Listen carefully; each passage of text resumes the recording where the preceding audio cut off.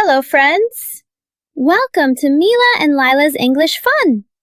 Are you ready to learn English? And learn God's Word too? Let's learn, laugh, and grow together! Learn Bible stories, practice English, learn memory verses, sing Christian songs. Today's lesson is Daily Routine English Practice. Get ready to listen, speak, and learn. Let's have fun learning English with God's love. The world. In the beginning, God created the heavens and the earth. Genesis 1:1. Can you say it with me?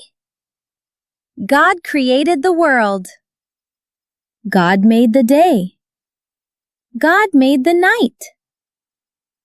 Vocabulary: day, night. Look at the sky. God made the sky. Vocabulary: cloud, sky. I see a tree. I see flowers. God made trees and flowers. Look at the animals.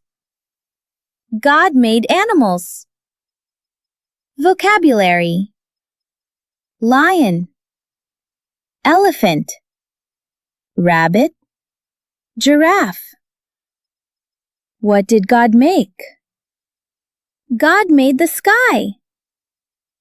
What did God make? God made the Amazon. What did we learn today? Thank you, God! Great job learning English! See you next time!